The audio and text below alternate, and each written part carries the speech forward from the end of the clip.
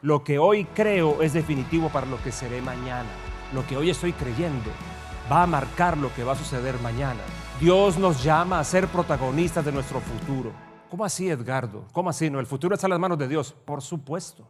Pero hay una parte del futuro que está en las manos de cada uno, que Dios deposita en las manos de cada uno, que en la construcción de futuro cooperamos.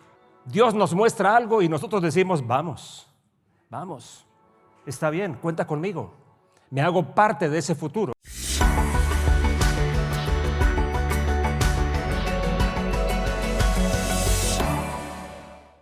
El año pasado, cuando tuve el privilegio de pasar por aquí, les dejé algo sembrado en su corazón que espero que todavía esté provocando algo. Y les hablé de otro apocalipsis. ¿Alguno se acuerda un poquito? Por lo menos lo mencioné. Otro apocalipsis. Pensando en este texto de Romanos. Porque el anhelo, capítulo 8 de Romanos, versículo 19, muy conocido por mucha gente cristiana. Porque el anhelo profundo de la creación, el anhelo profundo de la creación, es aguardar ansiosamente la revelación de los hijos de Dios. Y resulta que la palabra revelación allí es literalmente en el griego bíblico la palabra apocalipsis. Sí, porque tenemos una serie de pensamientos, yo creo que muy prejuiciados acerca del apocalipsis. ¿Y por qué mencioné eso? ¿Por qué se los traje a ustedes? Bueno, por un lado porque quiero por todo lado confrontar la manera como vemos el apocalipsis y los tiempos finales. La quiero confrontar, decididamente la quiero confrontar. Porque además yo creo que esa revelación, apocalipsis, también traducida como manifestación, eso que la creación aguarda. La creación está esperando el apocalipsis de los hijos. La creación está esperando la manifestación de los hijos de Dios. La creación está esperando la revelación de los hijos de Dios. ¿No les parece eso como emocionante, como que algo no mueve en sus corazones?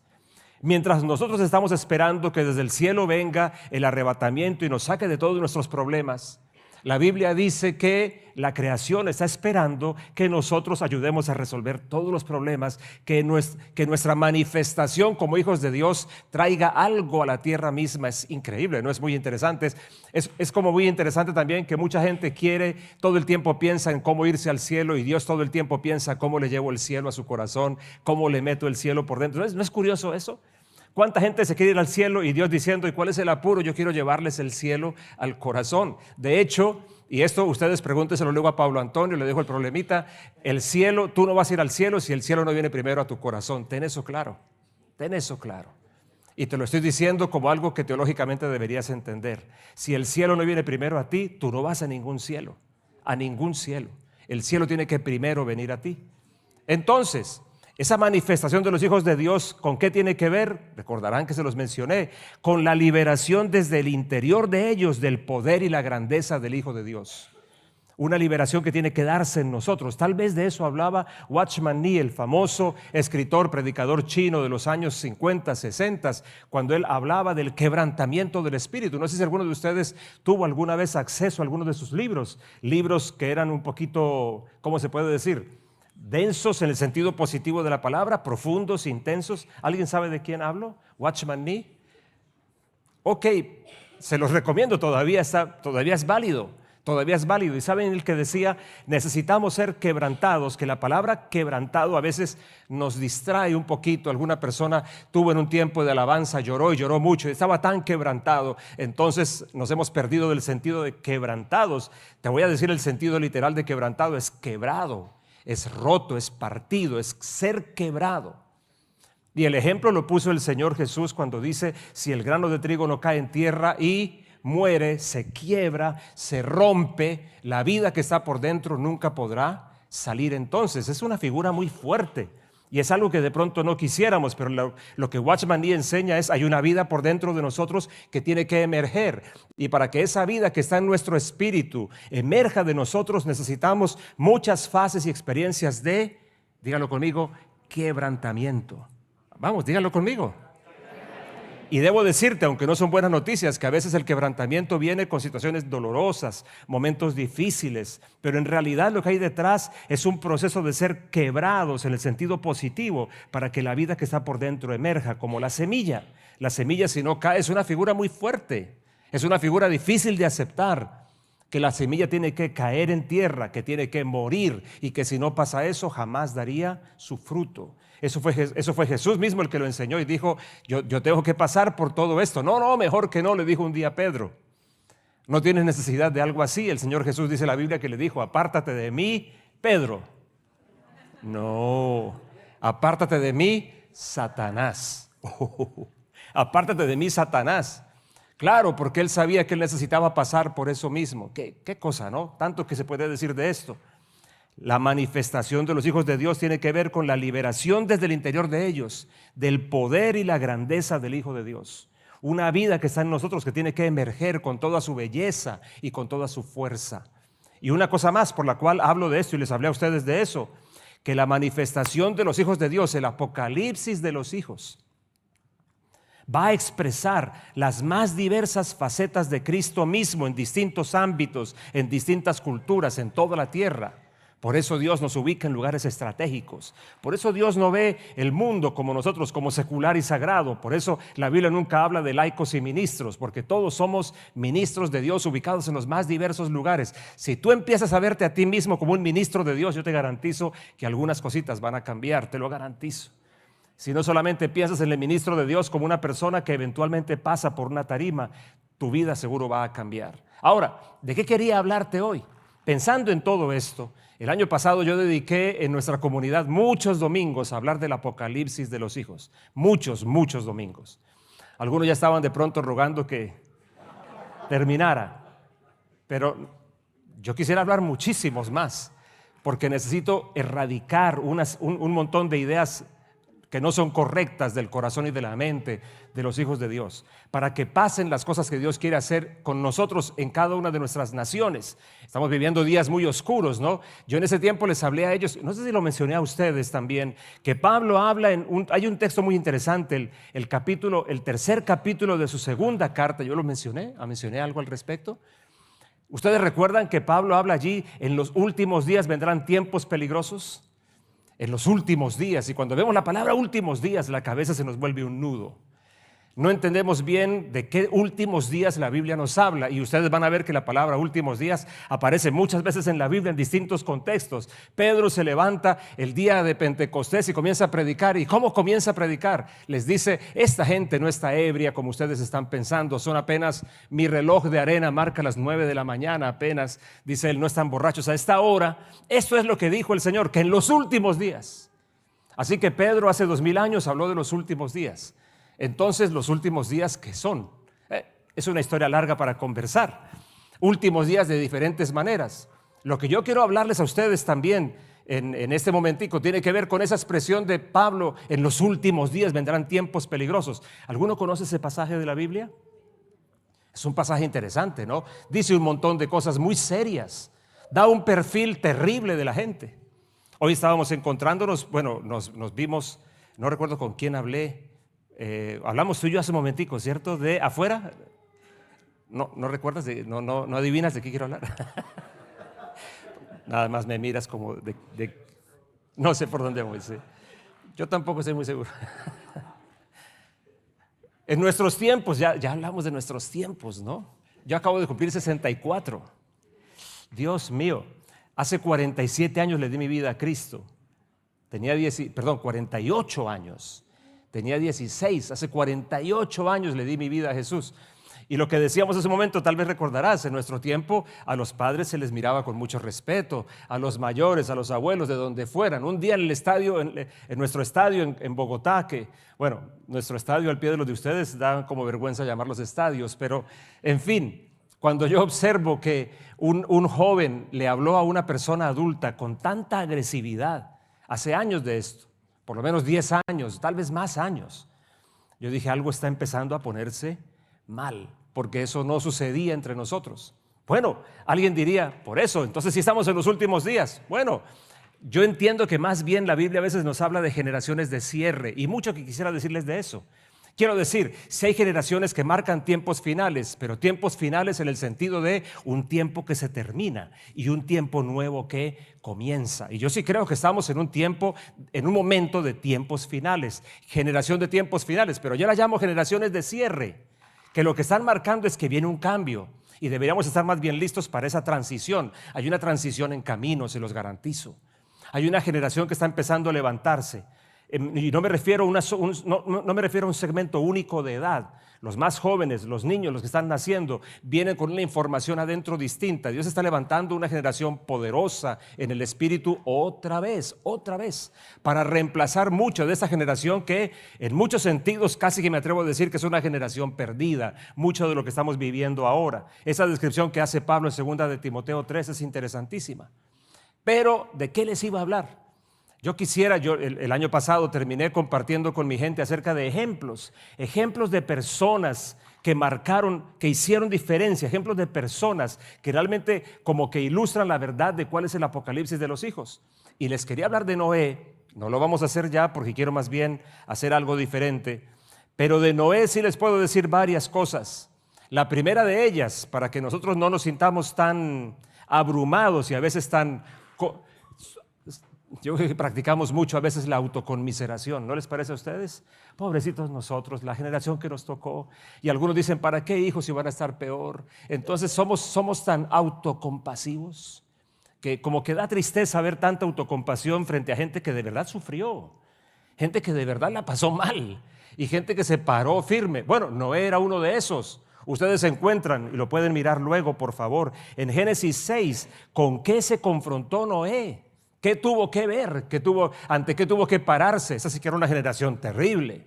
Y una generación que surge en su conducta, en su cultura, se levantan tan corruptos por sus conexiones espirituales. Génesis 6 dice que viendo un texto súper oscuro, todo eso que ustedes me escuchen raro, se lo preguntan a Pablo Antonio y él les va a explicar todo perfectamente. Pero seguro.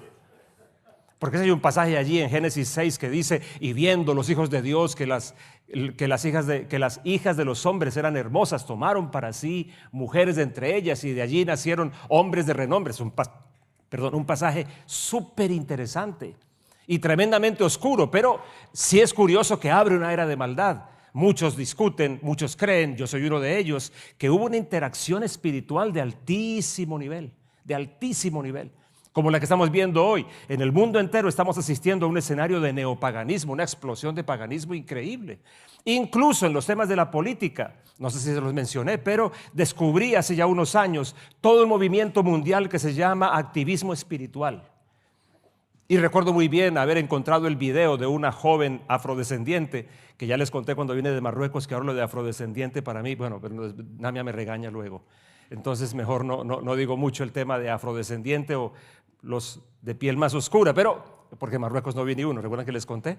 El tema es que esta mujer afrodescendiente de Estados Unidos empezaba en un video a hacer como una especie de arenga: levántense ustedes las brujas, levántense ustedes los chamanes, y empezaba a llamarlos a todos. Es la hora, es nuestro momento. Una cosa impresionante. Como sonaría un profeta antiguo levantando la gente, como sonaría inclusive Ezequiel en el capítulo 37 de su libro, cuando empieza a hablar del valle de los huesos secos. Yo quedé muy impactado. Hay un gran movimiento que se llama activismo espiritual, y es lo que buscan todos los activistas, o dicen que buscan, pero en este caso con una profunda, intensa carga espiritual, a partir de conexiones chamánicas, a partir de la vuelta a los cultos indígenas. En estos días nuestro ilustre presidente, aquí puedo desahogarme un poquito de nuestro presidente, que todos los días crea un caos distinto. O sea, caos y presidente de Colombia son sinónimos, pero caos del malo. Mejor no digo más porque me desahogo más.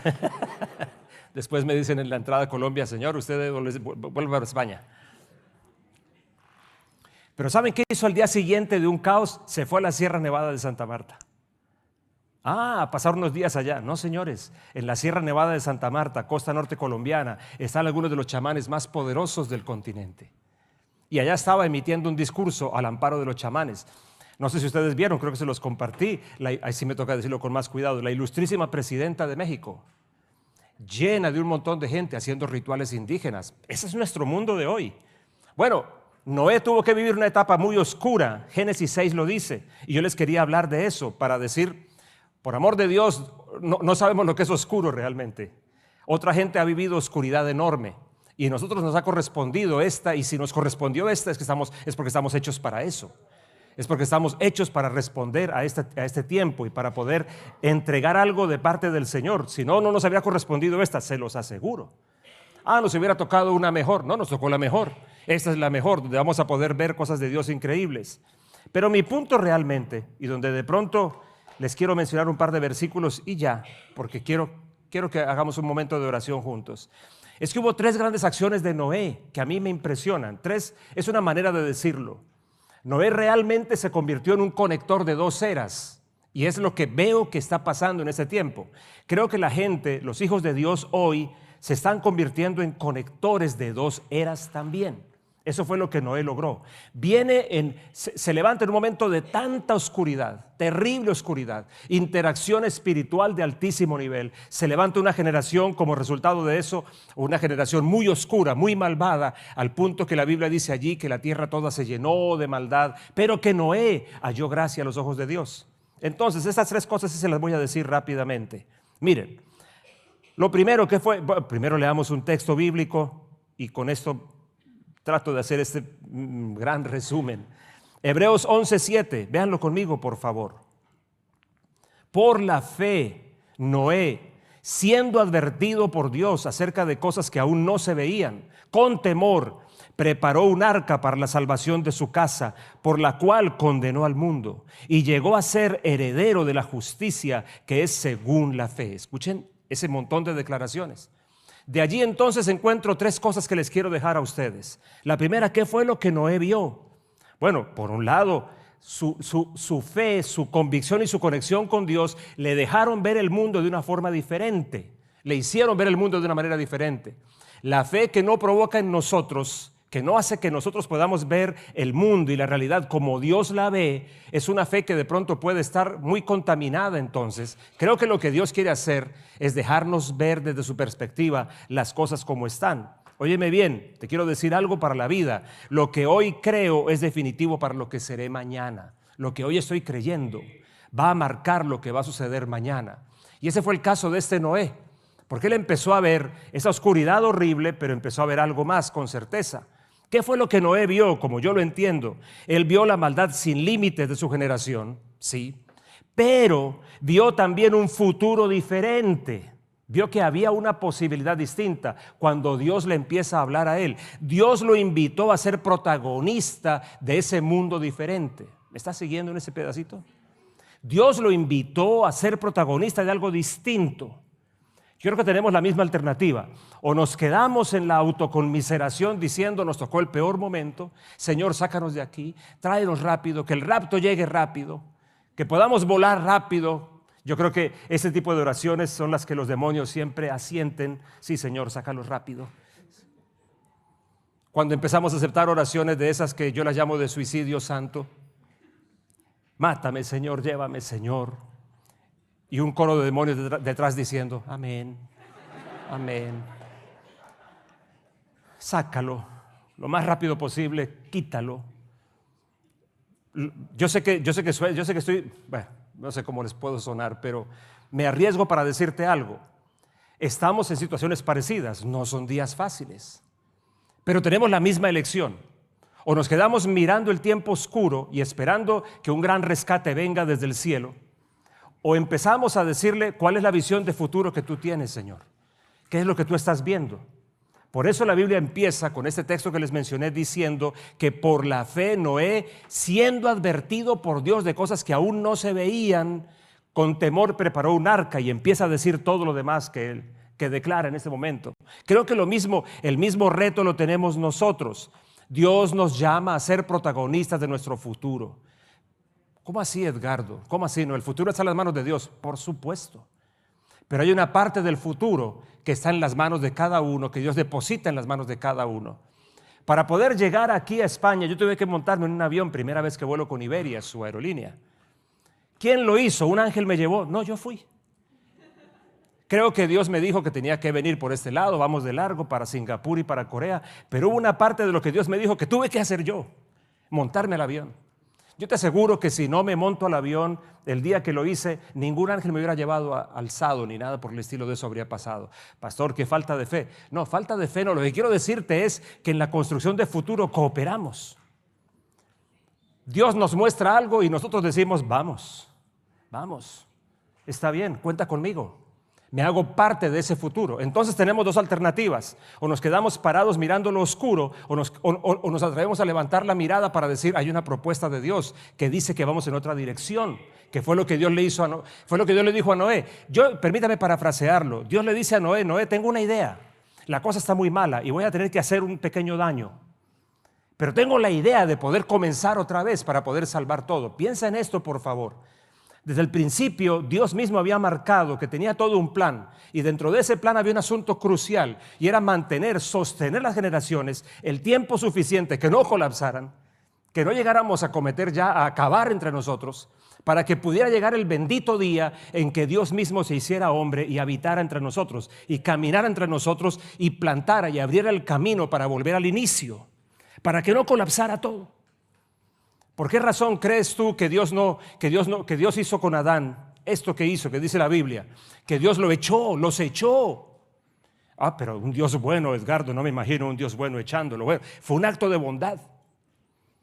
Porque tenía dos alternativas Dios con Adán. Adán acababa de traicionarlo y Dios tenía la alternativa de, seguimos con este asunto, Adán, te llevo a juicio y esto es debut y despedida.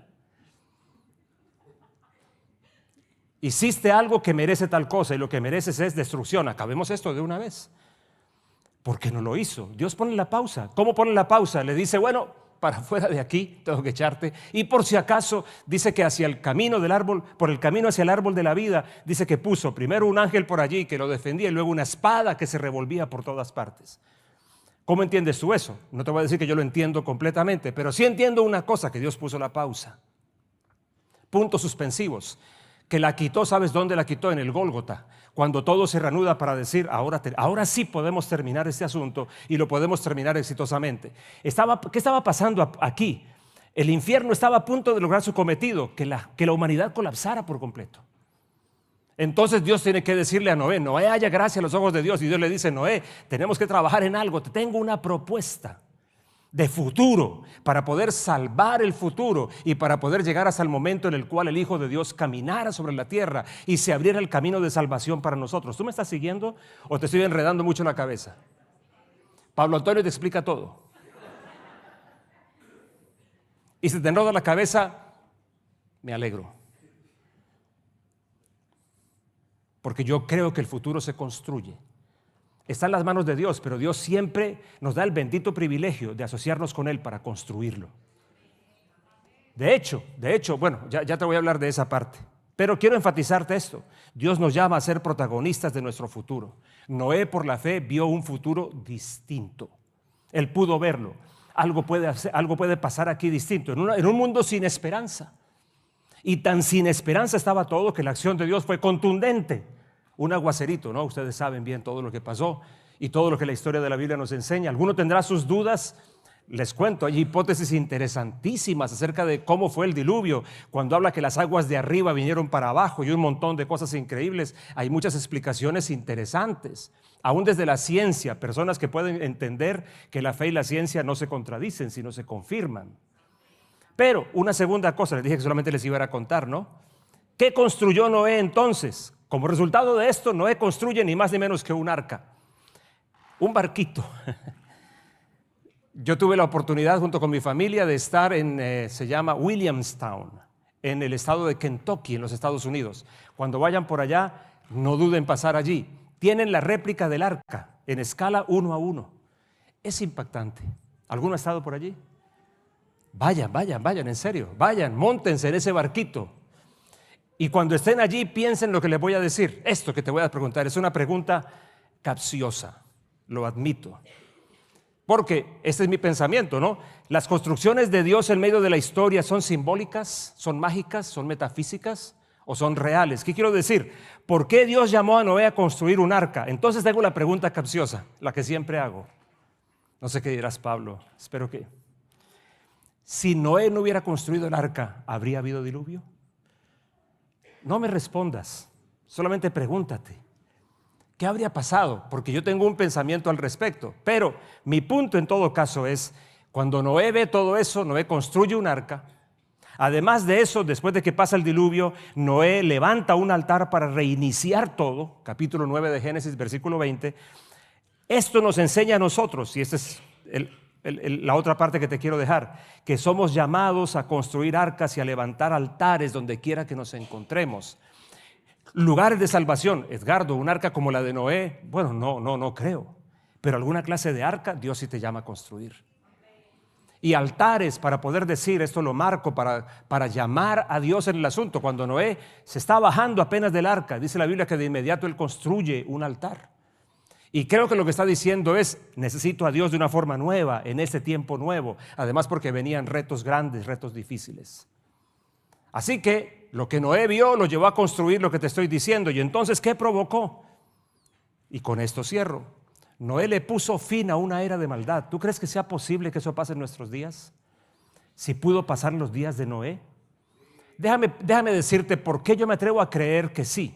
Por una razón muy simple. Porque desde Génesis creo que Dios nos ha mostrado que no ha permitido ni permitirá que la agenda del infierno o del diablo sea la que marque el final de los tiempos. No ha pasado, no lo ha permitido. De alguna manera, si eso pasara, de alguna manera Dios tendría que reconocer su fracaso. Ok, entonces no pude resolver esto.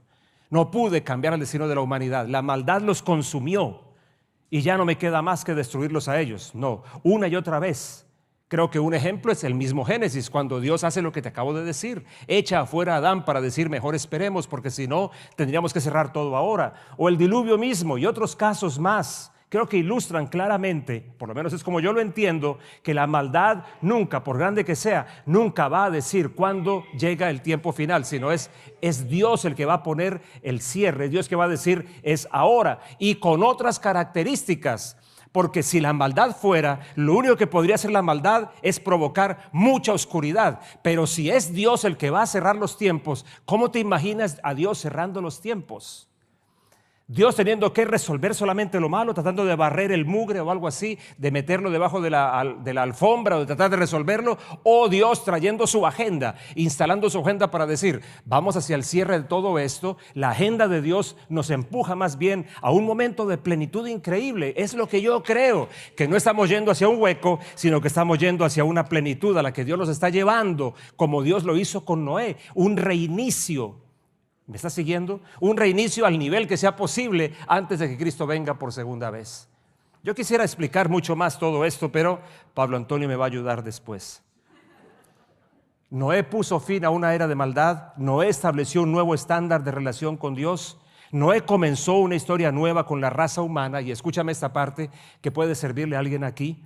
Noé se encontró con un terrible fracaso de familia, pero tuvo el coraje de seguir adelante.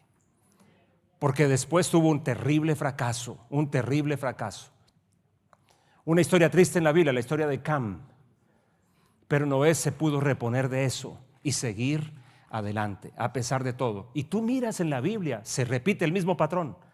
La maldad haciendo su mejor esfuerzo por consumir a la humanidad. Y Dios siempre interviniendo. ¿Cómo? A través de la manifestación de unos u otros de sus mensajeros, que siempre provocan que haya un cambio. Porque el gran privilegio que tenemos es estar asociados con Dios, tener el privilegio de asociarnos con Dios, viendo lo que Dios ve, moviéndonos en la dirección que Él decide y entonces trayendo ese futuro que Dios vislumbra. Estaba Moisés, pues yo diría que masticando su frustración, muchos años después de haber salido huyendo de Egipto. Ustedes saben la historia. A los 40 años Moisés se va de Egipto. ¿Y por qué se va de Egipto? Porque mató a un egipcio. Y porque entonces alguien lo descubrió y dijo, yo vi lo que tú hiciste. Y entonces Noé huye despavorido. Tal vez él, dice Esteban en su discurso en Hechos capítulo 7, que Moisés sabía que Dios por su mano iba a traer liberación al pueblo. Quizá él pensó que la manera de hacerlo era por su brazo, por su puño, por su espada. Y entonces lo intenta y aquí está el liberador de Israel. Y al día siguiente huye como cualquier cobarde. ¿Y cuánto tiempo pasó? 40 años más. ¿Sabes qué aprendí yo? Un paréntesis aquí. Que a los 40 años Moisés salió de Egipto, pero tan solo a los 80 Egipto salió de Moisés. Él se fue de Egipto, pero con Egipto por dentro, como muchos de nosotros. Salimos de Egipto, pero llevamos a Egipto todavía a cuestas de nosotros. ¿Qué pasa luego? Viene la famosa escena de la zarza, un fuego sin humo, porque dice que era una zarza que ardía, pero no se consumía, y el humo es parte de la combustión. No me imagino cómo sería. Una cosa que brillaba allí de una manera rara. ¿Y qué le dice Dios a él? Dos cosas le informa. He visto la aflicción de mi pueblo. Dios no es ajeno ni al dolor, ni al sufrimiento, ni a la necesidad nuestra. Dios está al lado de nosotros, caminando, comprometido. Recuerda, por ejemplo, en el caso de los muchachos que fueron echados al horno de fuego. ¿Alguno recuerda esa historia? En el libro de Daniel, cuando echan a esos 3 muchachos al horno de fuego, y cuando el rey entonces arrepentido se acerca a mirar, ahora ya no ve 3, obviamente alguien diría ya no quedaba nada. No, ahora ve 4. Y yo me puse a pensar, ¿por qué eso? Y entendí lo siguiente, yo lo llamo el Dios silente, el que camina conmigo en medio del sufrimiento, aunque no diga nada. Pero ¿sabes por qué lo contrasto? Porque no es el porrista que está fuera del horno. Vamos muchachos, ustedes pueden, tengan fe, caminen allá, pasen, pero no se preocupen, yo voy a hacerlos liberar de todo eso. No, es un Dios que se mete al horno con ellos y camina con ellos. Amén.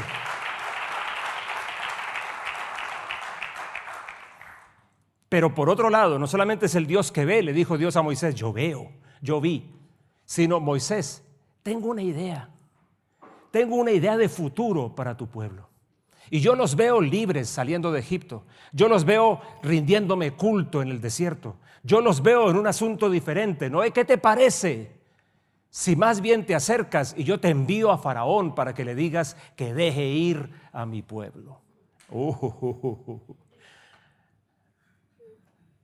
¿Qué haríamos nosotros? Faraón, que deje ir a mi pueblo. Aquí vengo, Faraón. Dios te manda un mensajito, que dejes ir a mi pueblo. ¿Qué diría Faraón?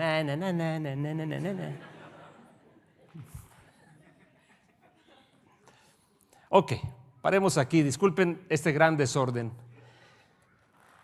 Pero hay un fondo del mensaje muy simple.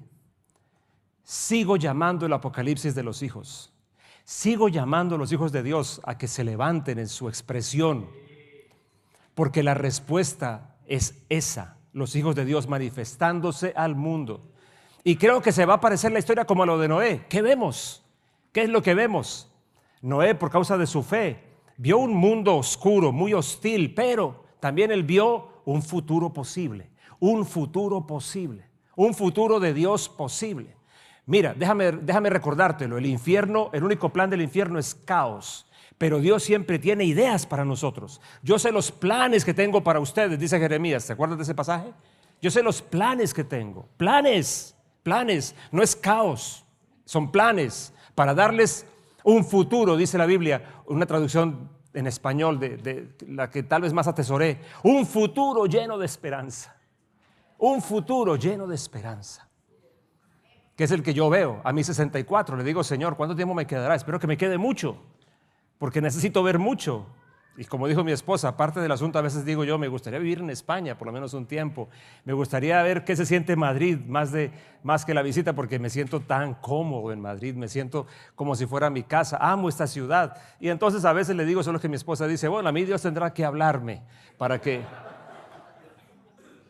Y bueno, Dios puede hablarle, ¿no? Evidentemente. Noé vio un futuro diferente. Tú y yo somos llamados a ser protagonistas de ese futuro también ahora. Noé construyó algo por su fe. ¿Qué construyó? Un arca, un altar. ¿Qué deberíamos hacer nosotros? Lo mismo, construir arcas y construir altares. ¿Y qué produjo? Esto me abruma a mí. Cuando dice el texto, te lo voy a leer de nuevo. Por la fe Noé, siendo advertido por Dios acerca de cosas que aún no se veían, con temor preparó un arca para la salvación de su casa.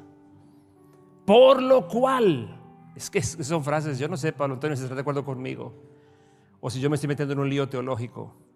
Por lo cual, por eso que hizo, por esa fe, por esa acción, ¿qué pasó? Condenó al mundo. le dijo esa maldad: hasta aquí, no pasas más, no cruzas más, hasta aquí. Condenó al mundo y llegó a ser heredero de la justicia, que es según la fe. Que Dios permita que puedan nuestros ojos abrirse para ver esto. ¿Qué le voy a pedir, Pablo? Si podemos hacer una oración, mi hijo y yo, si tú me lo permites. De verdad me excuso porque tenía todo un poquito más estructuradito para compartirlo, pero creo que el tiempo no nos da. Pero hay una cosa que quiero hacer, y le pedí eso a mi hijo Andrés David. De pronto, con mi esposa y mi mejor nuera, que sí era. Ustedes saben que esa palabra nuera, yo le tengo una historia, ¿no? Cuando llega el joven recién casado a su mami a contarle que la está pasando mal con su recién convertida en mujer, le dice: yo le dije, mijito, que esa no era. Entonces, creo que de ahí viene la palabra nuera, pero en el caso nuestro,